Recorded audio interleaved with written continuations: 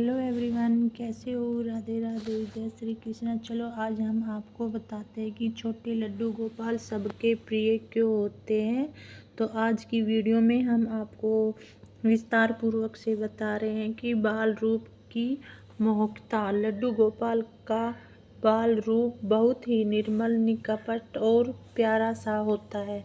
उसकी मुस्कान, उसकी शरारतें, उनका लड्डू लेकर भाग जाना, हर चीज़ मन को पिघला देती है। लोग उन्हें देखकर वही प्रेम महसूस करते जो एक माँ अपने बच्चे के लिए करती है।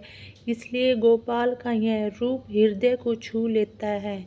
बाल लीलाएं जो मन मोह लेती है। माखन चुराने की लीला। जब लड्डू गोपाल छुपकर माखन चुराते थे और यशोदा मैया उन्हें पकड़ लेती थी तब उसकी मासूम हंसी को डर दोनों का मन पिघला देता था। गोपियों को चिढ़ाता गोपाल गोपियों के घड़ों से दही निकाल लेते थे, जिससे गोपियों को भी बहुत क्रोध आता था, बल्कि प्रेम ही उमड़ता था।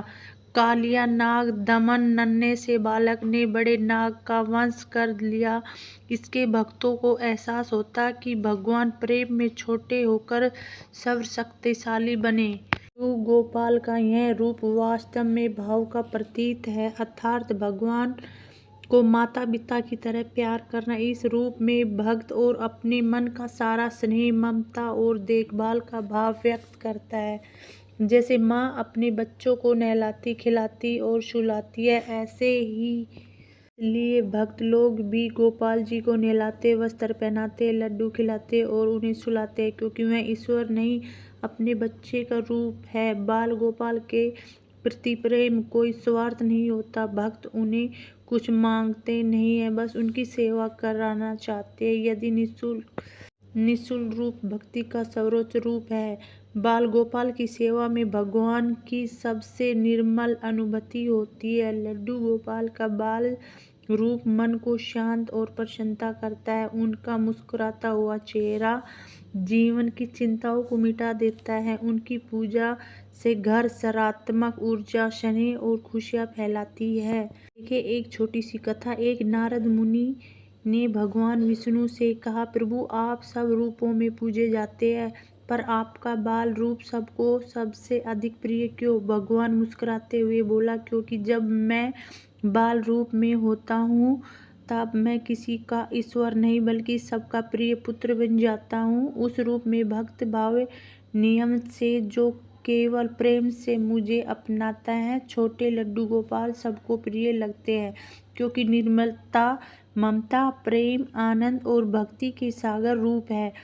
उनमें ईश्वर की शक्ति और बच्चे की मासूमियत दोनों ही समाई हुई है। इसलिए हर वक्त के हृदय में सबसे प्यारे बालक रूप में विराजमान होते हैं।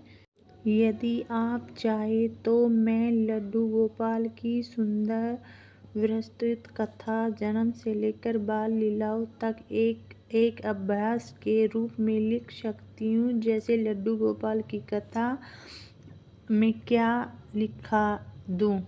बहुत समय पहले जब धरती अधर्म, अन्याय और अत्याचार से कांप रही थी, राजा कंस जैसे दुष्ट जन देवताओं और साधु संतों को सताने लगे, तब पृथ्वी माता गाय के रूप में देवताओं के जंग भगवान विष्णु ने धाम वैकुंठ पहुंची। कहने लगी, हे प्रभु, मुझ पर अत्याचार का भार बहुत बढ़ गया है, कृपया अवतार कीजिए। भगवान विष्णु ने मुस्कुराते हुए कहा, अब मैं यादव वंश में अवतार लूंगा। मेरा नाम होगा कृष्ण और अधर्म का नाश करूंगा।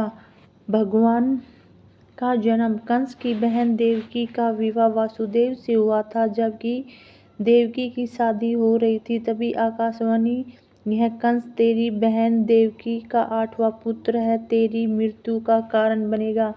यह सुनकर कंस डर गया। उसकी देवकी और वासुदेव को कारागार में डाल दिया। जबकि बार बार जब कोई संतान होती, कंस उसे मार देता था। अर्धरात्रि का समय था, बादल गरज रहे थे और कारागार में दिव्य प्रकाश फैला हुआ था। वासुदेव जी ने देखा, 4 भुजाओं वाले भगवान विष्णु स्वयं बाल रूप में प्रकट हुए। भगवान बोले, पिता अब मुझे गोकुल ले जाइए, वहाँ यशोदा मैया यहाँ एक कन्या जन्मी है, आप हमें बदले में दीजिए। वासुदेव जी ने देखा कि सभी पहरेदार सो गए, ताले अपने खुल गए हैं। वो टोकरी में बालक को देखकर यमुना नदी पार करने लगे। यमुना जी के अपने जल को नीचे कर दिया ताकि भगवान चरण स्पर्श करे। गोकुल पहुंचकर वासुदेव जी ने नंद बाबा को यशोदा माता के बालक रूप छोड़ दिया। वहां कन्या यशोदा माँ को लेकर मथुरा लौट आई। जब यह कंस कन्या मारना चाहा तो आकाश में चली गई और बोली, मुझे तुझे मारने वाला तो गोकुल में जा पहुंचा है। अगले दिन गोकुल में खड़ा उत्सव मनाया जा रहा था। नंद बाबा मिठाई बांट रहे थे। गायों को सजाया और कहा गया था कि नंद के घर आनंद भयो, जय कन्हैया लाल की। मैया ने अपने नन्हे लाल को देखा। उसकी मुस्कुराहट की आंखों में चमक और लड्डू गोपाल जैसे गोल मोल गोल देखकर मैया अतंक रह गई। जय राधे राधे।